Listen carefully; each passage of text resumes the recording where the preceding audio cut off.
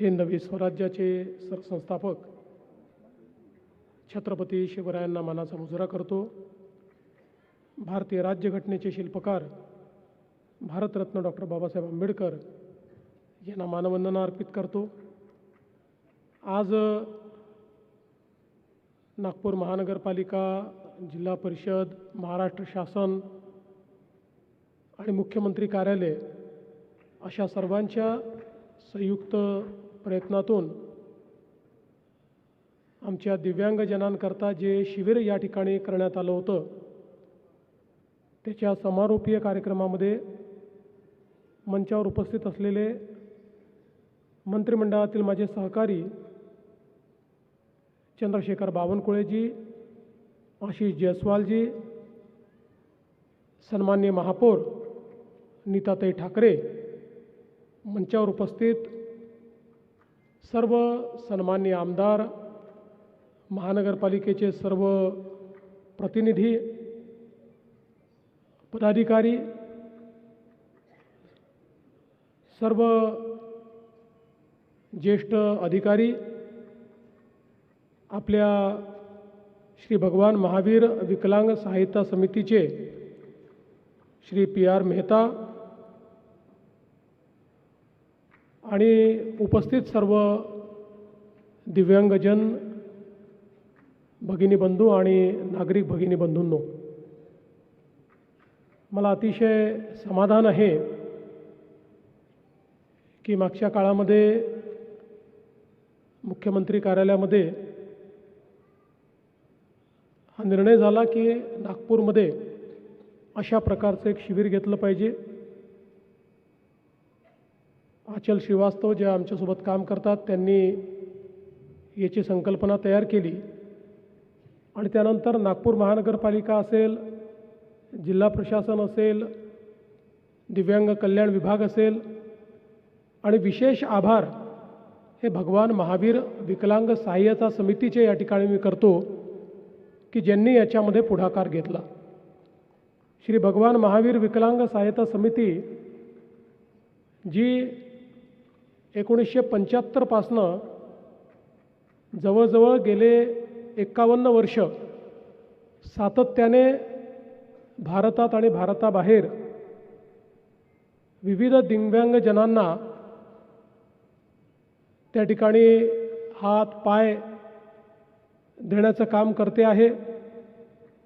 खरं म्हणजे सुरुवातीला जयपूर फूट अशा पद्धतीनं हे जे नामाभिमान झालं, आज संपूर्ण देशामध्ये जयपूर फूट या नावाने याला ओळखलं जातं आणि आपण आत्ताच बघितलं की दिव्यांगजनांना एक कृत्रिम पाय लावला किंवा दोन्ही कृत्रिम पाय लावले तर ते सामान्य माणसासारख्या सगळ्या ॲक्टिव्हिटी करू शकतात।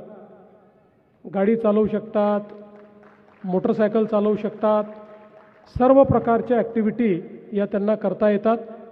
त्यामुळे जीवनामध्ये एक मोठं परिवर्तन या माध्यमातून त्यांना घडवता येतं आणि म्हणूनच सातत्याने आमच्या दिव्यांगजनांपर्यंत या व्यवस्था पोचाव्यात। अंध असतील तर त्यांना स्टिकची आवश्यकता पडते, कोणाला हिअरिंग एडची आवश्यकता पडते, कोणाला वेगवेगळ्या प्रकारच्या सपोर्टची आवश्यकता पडते, कोणाला व्हीलचेअरची आवश्यकता पडते। भारत सरकार माननीय मोदीजींच्या नेतृत्वात आणि महाराष्ट्र सरकार सातत्याने या संदर्भात वेगवेगळ्या योजनांच्या माध्यमातून कशा पद्धतीनं आपल्याला कार्य करता येईल हा प्रयत्न आपण करत असतो।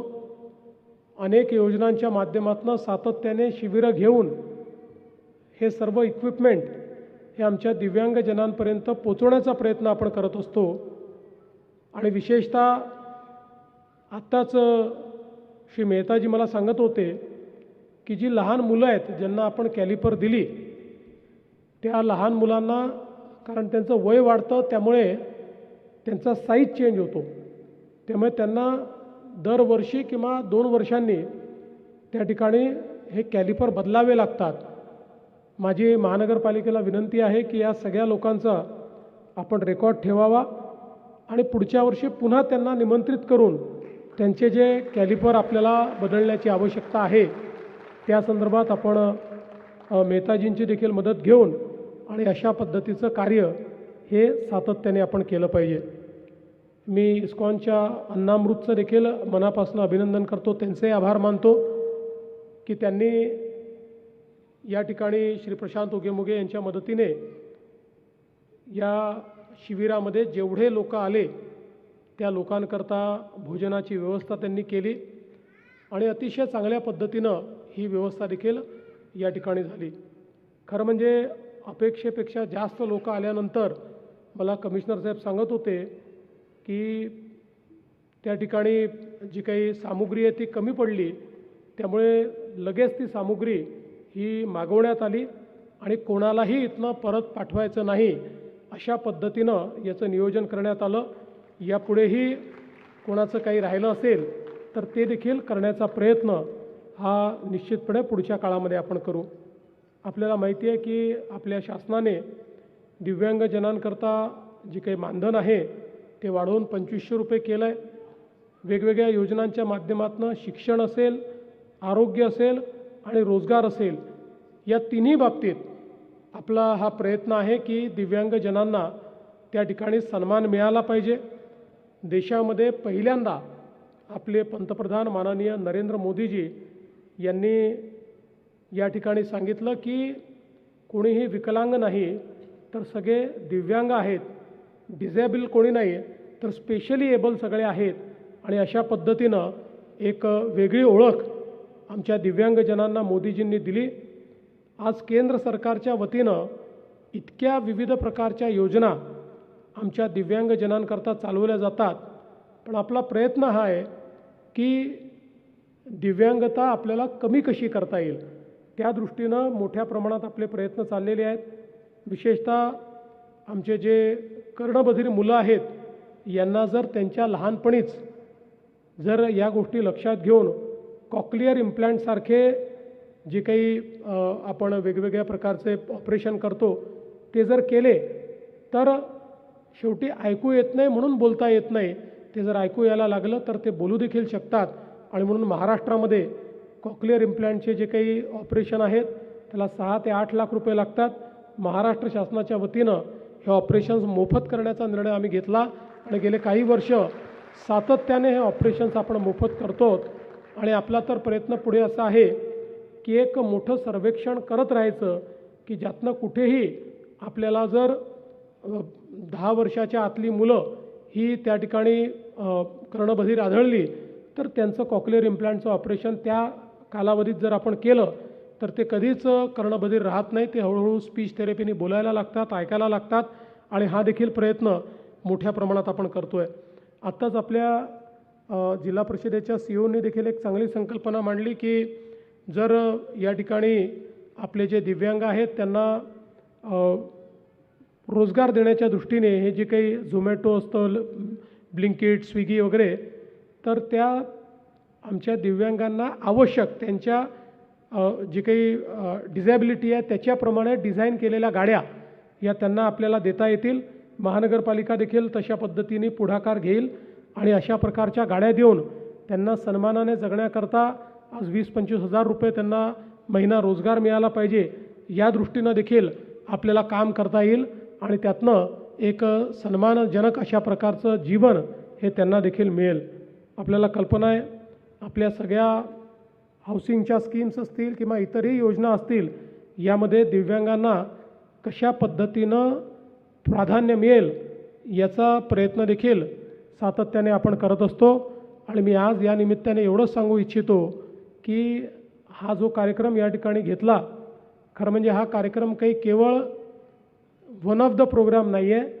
सातत्याने 365 दिवस आपल्याला दिव्यांगजनांकरता काम करावं लागेल, कारण अनेक दिव्यांगजन असे आहेत की ज्यांच्यापर्यंत योजना पोचत नाहीत, ज्यांना हे माहिती नसतं, ज्यांचे UDID कार्ड निघत नाहीत.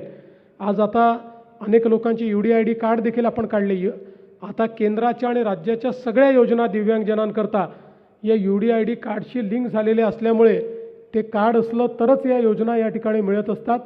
आणि म्हणून माझी तर विनंती आहे की आपण याच्यापुढे सगळ्या झोनमध्ये UDID कार्डचं एक त्या ठिकाणी कॅम्प घेतला पाहिजे आणि आपल्या नागपूर शहरातला जिल्ह्यातला एकही दिव्यांग बंधू भगिनी UDID कार्डशिवाय राहणार नाही अशा पद्धतीचं काम हे पुढच्या काळामध्ये आपण करू आणि त्याकरता आमच्याही कार्यालयाची काही मदत लागली तर आशा पठाण आहेत त्या ठिकाणी पूर्ण जी काही मदत आहे ती मदत आपल्याला निश्चितपणे त्या माध्यमातून आम्ही देऊ. पण मी अतिशय समाधान व्यक्त करतो विशेषतः याकरता जी दिव्यांग आघाडी आहे त्यांनी अतिशय उत्तम काम केलं. वेगवेगळे आपले जे पदाधिकारी आहेत, नगरसेवक आहेत, या सगळ्यांनी खूप चांगलं काम केलं. शासन असेल, महानगरपालिका असेल, याचे जे सगळे अधिकारी आहेत, कर्मचारी आहेत, डॉक्टर्स आहेत, वेगवेगळ्या पदांवर काम करणारे लोक आहेत, त्या सगळ्यांनी उत्तम काम केलं. या सगळ्यांचं मी मनापासून अभिनंदन करतो. विशेषतः महापौर, उपमहापौर, स्थायी समिती अध्यक्ष, आपले सत्तापक्ष नेते असतील, आपले आयुक्त असतील, या सगळ्यांचं अतिशय मनापासून या ठिकाणी अभिनंदन करतो आणि पुढच्या काळामध्येही दिव्यांगांच्या पाठीशी शासन सातत्याने उभं राहील आणि आमच्या दिव्यांगांना सन्मानाने जगता येईल अशा पद्धतीचे निर्णय हे सातत्याने आम्ही घेत राहू एवढाच विश्वास या ठिकाणी व्यक्त करतो आणि माझं बोलणं संपवतो. धन्यवाद. जय हिंद.